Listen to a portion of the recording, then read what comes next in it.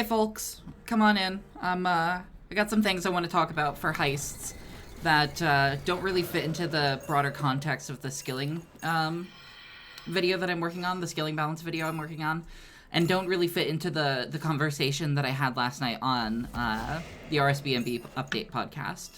So on the show last night, we talked a lot about heists in terms of like how we like how they're designed, how we feel there are some things that could be improved on, all of that sort of stuff.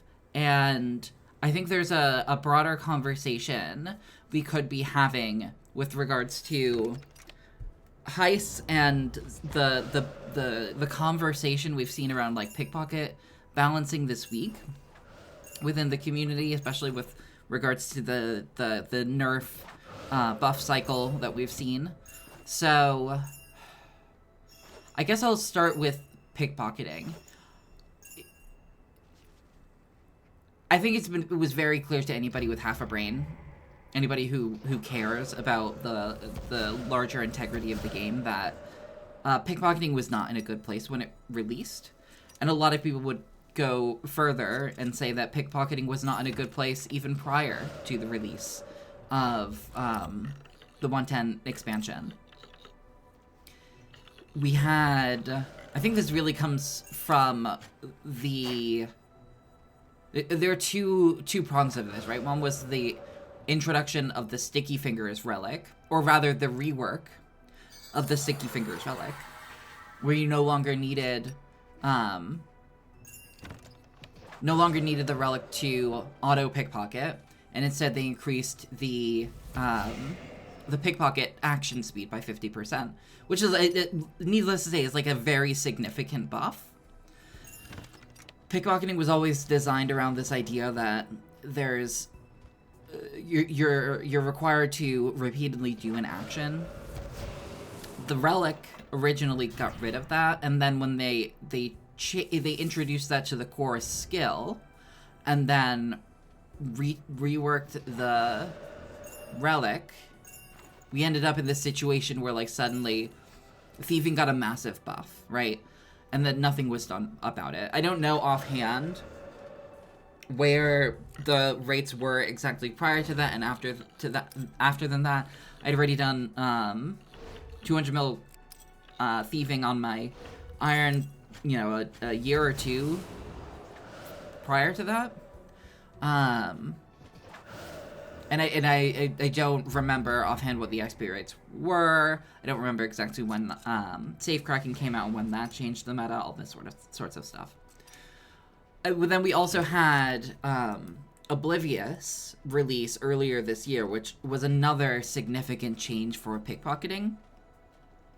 It used to be that it was extremely difficult to reach 100% success rate on high level pickpocketing targets, so that you could take a route of doing AFK pickpocketing, but you would do something at like Menaphos Marketeers, and you would do that for, I don't know, like level 50 through like, I don't even know if it was 100% success rate at level 50, but like from a mid-level, and you could do that all the way up into the 90s. I did that on the GIM when I trained last year.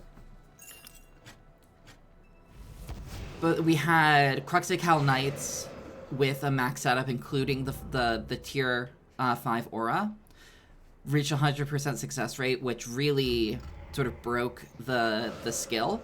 And then we had the situation where Oblivious sort of let that reach down into a lower level, where it didn't necessarily crack things open itself, although you could argue that it did give some increase in terms of XP rates with dwarf traders. They are, strictly speaking, better XP than Cruxical Knights, although it's not 100%, so you still need to babysit your health and that sort of thing, but either way. We ended up going into the update this week where meta experience was somewhere around 1.1, 1.2 mil an hour with thieving, with pickpocketing rather, at dwarf traders, and about 900, maybe 950k with safe cracking, which is a significantly more active training method. And then we had the skill release on Monday, and suddenly high-level pickpocketing was in the 2.4 mil an hour range, which, needless to say, was literally double, literally a 100% increase. One of the things that I talked about in my last video was this idea of integrity being linked to a pact that was made with the players, that if you do something, if you spend your time, your effort doing something, we're not going to we, as in the developers, we're not going to significantly undercut the effort that you've put into that achievement by significantly increasing XP rates. I think there's a discussion to be had here that I'm going to try and get into with the skill balance video. That is, like, well, how much is too much and under what circumstances? But I think most reasonable people, I would say all reasonable people, would agree that a 100% increase is too much. I would say that 50% is too much. I would go so far personally as to say, like, 20% is probably too much. And there's a side discussion here about, if we're talking about how a new method is introduced, how does it differ? With the pickpocketing, it was the same, right? The pickpocketing is functionally identical between something like Cruxical Knights and Firewatch consumers. Assuming that you're, checking in every 5 minutes to recast Crystal Mask, they're 100% AFK, other than that, right? So to go from... I'm referring to Dwarf... Sorry, I'm referring to Cruxical there, and then I'm going to use the XP rates for Dwarfs, but you get the idea. To go from 1.1 to 1.2 mil an hour, now to 2.4 mil an hour is very not good when it's the same method. There's a conversation here with heists, which are now, between the pickpocketing nerfs and the heist XP rebalance, are now the best thieving XP in the game. I'm not 100% sure what the theoretical cap on experience rates are with heists, because it is so skill-based. It's very much like dungeoneering in that way. We talked a little bit about how this sort of feels... Heists in some ways feel like a modern version of dungeoneering, if heists were procedurally generated. I want to say that dungeoneering at the high level can be something like 5 mil XP an hour. It's very dependent on your teams. I'm sure there are people who can do better than that. That's dependent on, being fully carded and also having, like, a competent team. But, like, that's an achievable number that I have seen from people who I know. And then even on the solo side, when I did the final push to 200 mil, I think I was doing over 1 mil an hour solo. So that also requires a lot of input in terms of preparation for it. You have the aspect of dungeoneering where you're dealing with the level resets, the prestige resets. You're dealing with managing token resources in terms of carding floors, all that sorts of things. With heists, we have the situation where you have a similar, very high ceiling for skill expression. I think heists are extraordinarily well designed in that regard, where you can break open most of the heists through use of movement abilities and negate a lot of the risk of failure, especially on the Arsenal, the Dragonkin heist. you could take things very slowly, and whenever you have a potentially tricky path through fire-based obstacles, the cannons and the siege engines, you can just wait until your surge or your dive, whatever's appropriate for the situation, is off cooldown, and use it. But you're not going to get very optimal rates waiting for your ability cooldowns to be ready all the time. It's probably still better XP than pickpocketing is going to be. I haven't been back to Asuran Arsenal since they buffed the experience rates there. And quite frankly, I don't even know what XP rates I'm personally getting at heists. Heists are designed so well that it's like, it's good enough. I don't care if I'm getting 1.2 mil an hour. I don't care if I'm getting 1.6 mil an hour. I'm really enjoying it, so I'm doing it, and that's kind of all that all that matters. You know, it's different in a way from Big Game Hunter, which is similarly very enjoyable, but the XP rate is just really terrible compared to the alternate options. Whereas if there is a difference between heists and other experience where heists wouldn't win out, I would still be inclined to do heists. That was the case before the nerf buff cycle. But if you want to get optimal experience rates from heists, if you want to perform at the best that either you can or is possible to be performed at, you're going to be needing to make optimal pathing without the use of your surge and your dive. And you're going to want to be using them not when it saves you the most risk, but when it saves you the most time, which are very different solve points within the heists, which I think is wonderful. I'm not 100% sure how I feel about the XP rates from heists, though, as, like,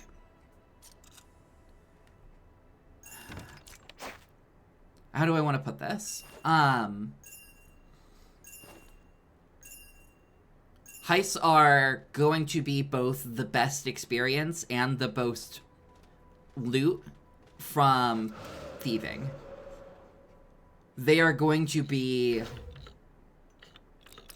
apart from whether or not there are specific other items that you want from thieving, they're going to be the best way and the meta way for thieving. And it's both extremely good experience, extremely good gold, and I'm going to use gold specifically there rather than loot, because there is a distinction between gold and loot. Like, Menaphos Guards is a really great example where it's like, even for mains, the loot that you get from Menaphos Guards is non-tradable, right? So the clue scrolls have a value that doesn't specifically degenerate down to coins, whereas something like the Firewatch consumers or the Czar, that does degenerate down to coins in the end between the loot that you get and the specific chase items. We don't know yet what the item rates are from heists, but it seems like they did get buffed today, and it's still sufficiently early that I haven't noticed any difference in terms of broadcast for them yet. We'll see. My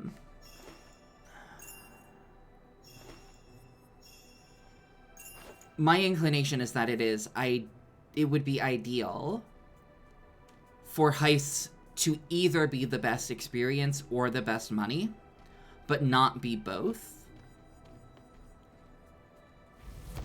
And it's clear that the identity for heists is to be the best experience. It's clear to me for that, right? The way that they're designed is you have these powerful items that are the purpose of doing the heist, right? You have the tier 90 weapons, which are also among the best, if not are the best, EOF spec weapons for each of those styles. The Death Mask is worth a lot more than I thought it would be, considering what it does, but you know, it's a quality of life increase for necromancy. You can think of it as like, oh well, if I'm gonna use cinders, I could get the death mask, and then I don't lose the benefit of the full 5-piece outfit from the first necromancer robes. But you can also just look at it as like a straight power increase. It's like, oh, I can have the 5-piece, and I can use an item that I wouldn't use anyways. Like, yes, Cinderbanes are going to be the ones that you would use if their target is poisonable. But for everything else, you can use a Death Touch bracelet, and it's just going to be a straight power increase.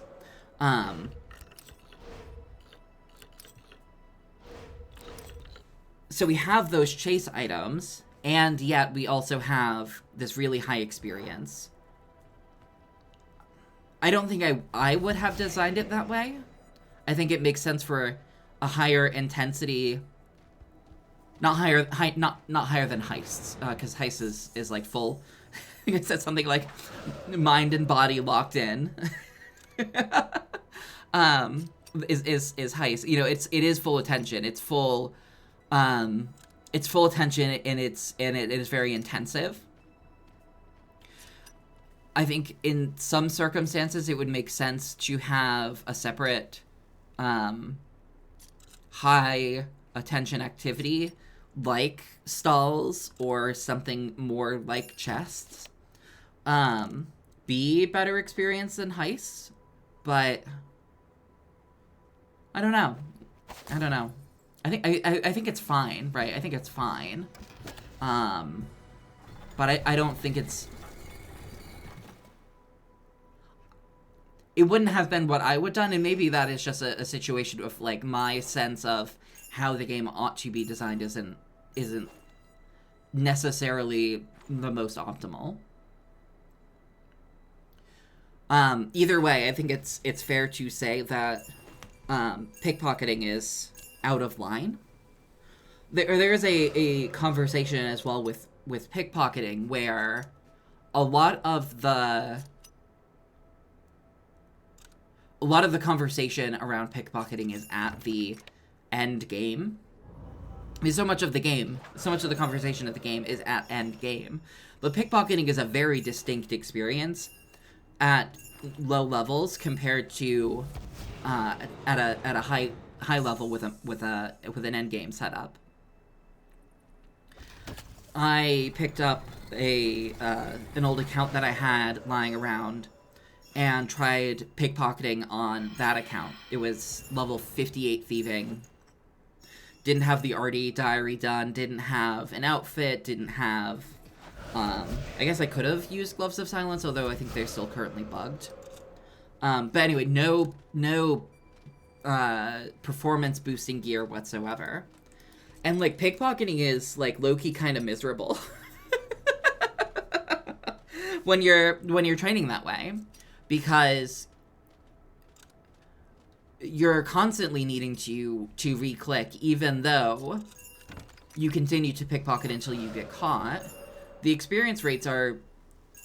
I'm not tuned in to what experience rates are for non-endgame thieving, but 80k an hour at level 58 seemed very good to me, even if the process of pickpocketing itself was really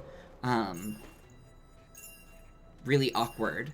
But there is something to be said, right? We often think about balancing in terms of the game, in terms of like, what are the experience rewards, what are the item or gold rewards, and what are the what is the attention that's required.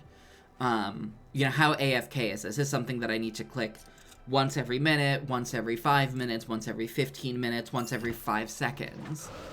Is this something that I need to be, like, actively paying attention to?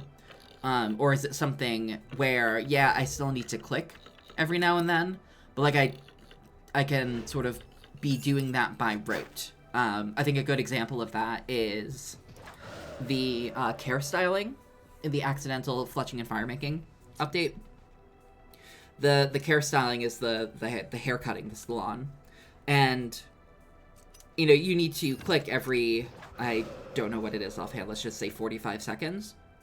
But you never need to move or relocate. It's just that every 45 seconds you need to click again. So it requires absolutely no attention. It requires, like, no cognitive load, but it does require, clicking every now and then, rather than, I don't know, like, it's hard to say that pickpocketing at a low level requires cognitive load, but you need to be attentive, because the rate at which you need to click is variable. It does require you to be paying more attention, rather than just clicking at a certain interval.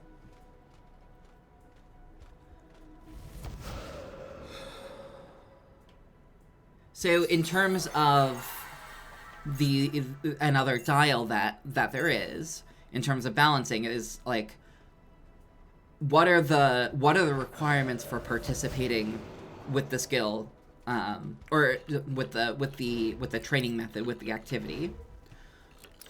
Pickpocketing, to really be good and viable, or I guess what a lot of people would consider to be good and viable, is going to require that you have Crystal Mask.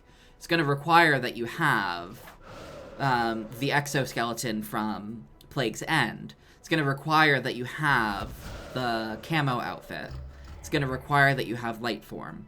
It might require that you have the aura. Not so much anymore. That's certainly something that has been designed around. You still do get benefits for having it, but it's not mandatory in terms of being able to feel like you can fully engage with the activity, like you needed for Cruxical Knights, right, to get to 100% previously. There's something to be said for that as design space, that when we are so endgame pilled, we kind of forget about. It's very much something that I forget about, considering that when when the context is just endgame, you're going to assume that you have these things anyways, unless it's something like the Ring of Vitor, which gives you, a small boost for your thieving success chance, which is good for heists, but you could certainly do heists without it. But if you get it, it's going to be of benefit to you, and it certainly is worth getting and using and whatnot. But there are certain things where it's like, okay, it feels like this is separate and apart from the default.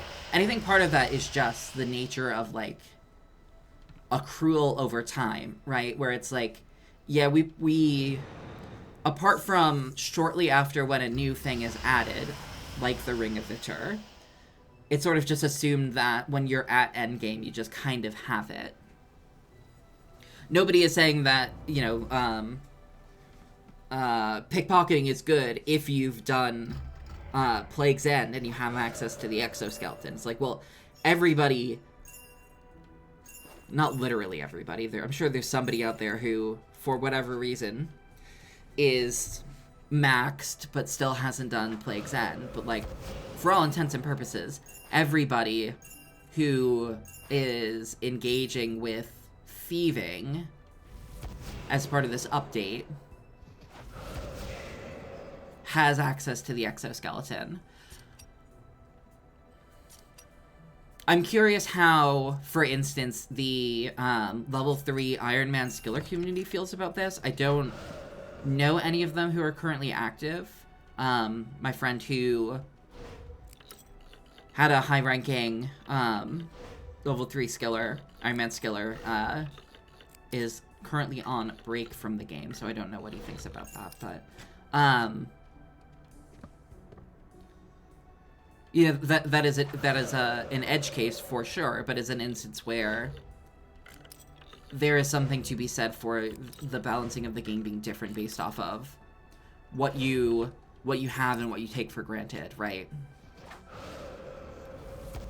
There's one of those things that was very clear with leagues, is the stuff that we take for granted. Having to go through woodcutting in particular, for me, without having access to the outfit or an augmentable hatchet, you know, like a worthwhile augmentable hatchet. Like, yeah, I had a dragon hatchet I could use, but the primal hatchet was just better. Not having access to the scrimshaw, the log splitting scrimshaw, like all of these things add up, and it's sort of just stuff that we take for granted, because once you get to a certain point, you know, they're one-time expenditures of effort. Even if some of them, like, say, the Hatchet of Bloom and Blight are fairly considerable in terms of the amount of effort required to take it, or the pickaxe of life and death, or what have you. So, yeah, I'm not...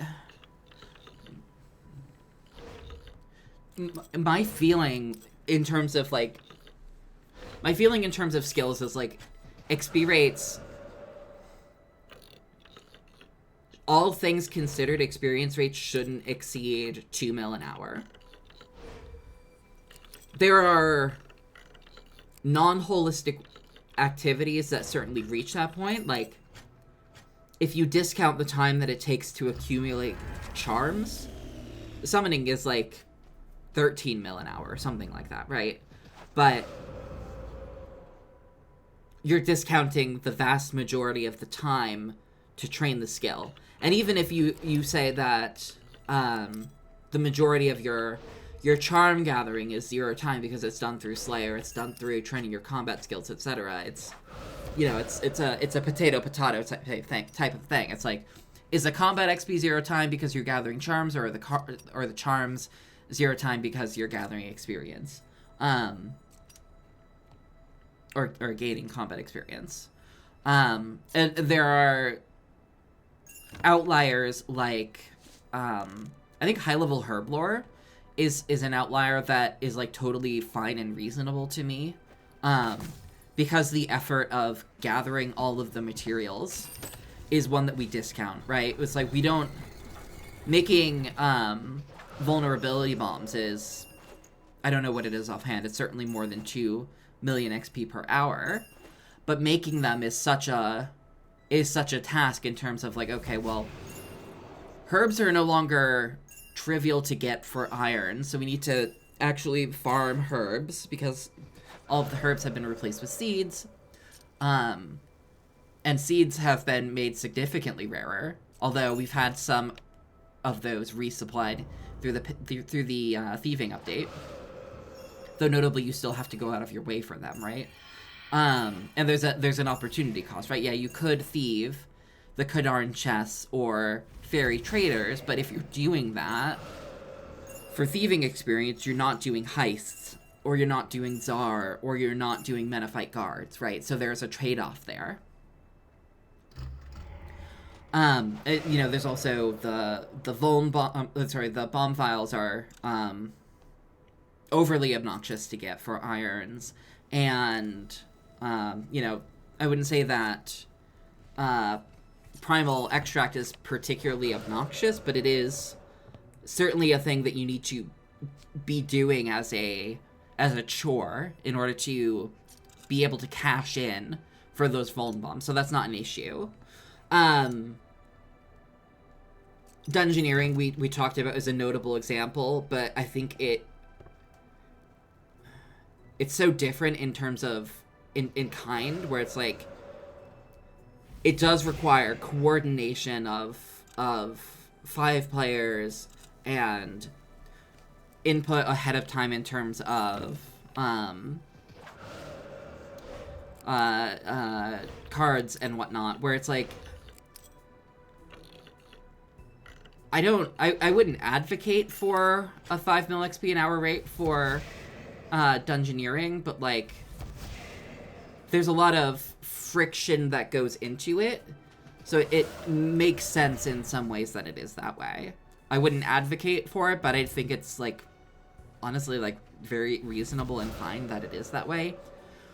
And it's like, why do I feel that way about dungeoneering, but I don't feel that way about heists? It's like, I'm not sure. I mean, I guess in part, right? It's like dungeoneering is done for dungeoneering XP. Whereas heists are done for thieving XP, yes, but also the loot. Also the chase rewards. So there's that aspect of it. I think necromancy can achieve those rates when you're talking about high-level rituals, especially if you're also talking about spamming incantations the entire time, like people were doing on the race to 200 mil. But that's like that very much feels like a separate main focused activity, whereas like I don't. If you're considering necromancy rituals to be 2 mil XP an hour on an iron, you are not appropriately considering all of the time spent to make inks and gather ashes and do lower level rituals and all that sort of stuff, right? So that doesn't particularly bother me. You know, there's some other like main type strats in terms of like I don't know what the XP rates in terms of buying +5 armor sets and then burying it is, but like that's like totally fine. You're spending an inordinate amount of XP. Sorry, an inordinate amount of GP for experience, like whatever, who cares? That's the luxury that you can do when you play main. I'm not concerned about that. Yeah, I don't know. So it's clear to me that 2 mil XP an hour is like, yeah, that's very clearly over the line. And I don't think 1 mil XP an hour is over the line. I think it is fine if high level dungeoneering or I don't even know what skills really get up that high. Herblore, but again, we talked about Herblore being a weird exception. Slayer being that high, I don't think is an issue.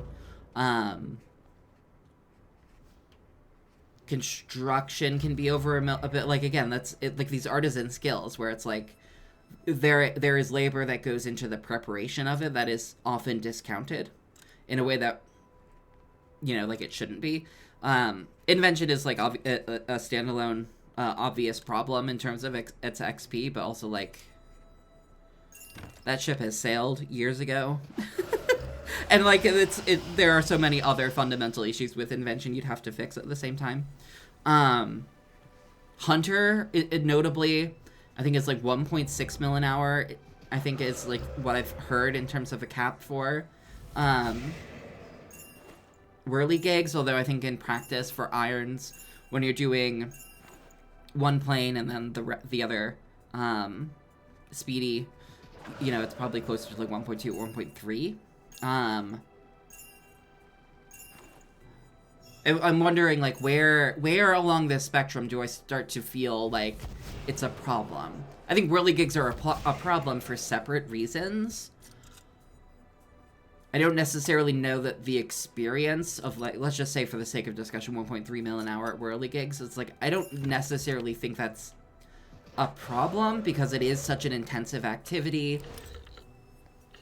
I mean, it's kind of a boring and monotonous one, which is like a separate issue, but like, I'll leave that to the side. I'm not sure, like, where my feeling on, like, what is too much XP is the issue. I would say, I have said previously that, like, ideally I feel like skills should aim to be around, like, the 500k XP an hour mark. I think once you dip below end game experience rates of 500k XP an hour, it starts to be too little. Although it's worth noting that we only have a couple of skills that go past 99 and also have XP rates like that. I think it might just be... I guess fletching, it depends on what your method is, but mining is a very notable example of that.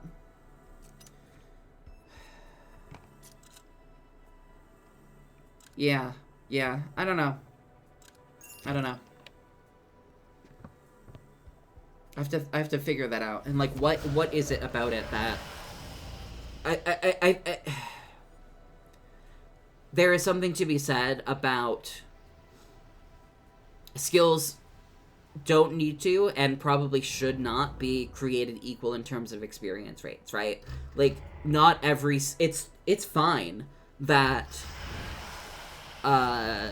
agility is a standout skill that has lower XP rates than others, or mining, or take your pick, right?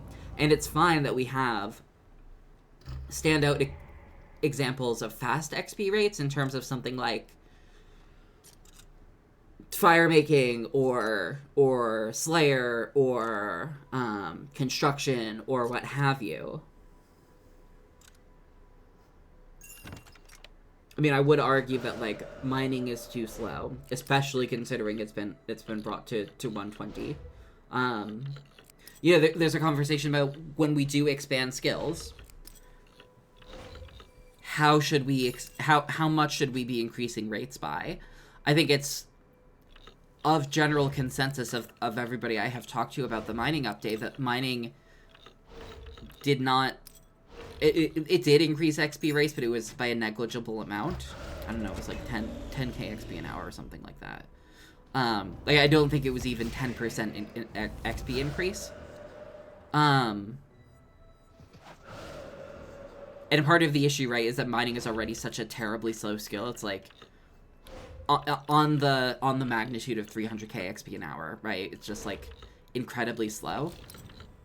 Whereas, if runecrafting got a 10% XP rate increase, it got more than 10% XP rate increase with time runes, but like if it got a 10% increase XP rate, it's like, I think that's fine. Is 20... I said earlier that, like, 20% is probably too much, but, like, is 20% too much? That would be going from 500k to 600k. That'd be going from 1 mil to 1.2 mil. Maybe that's not too much. Maybe that's not too much. I don't know. I don't know.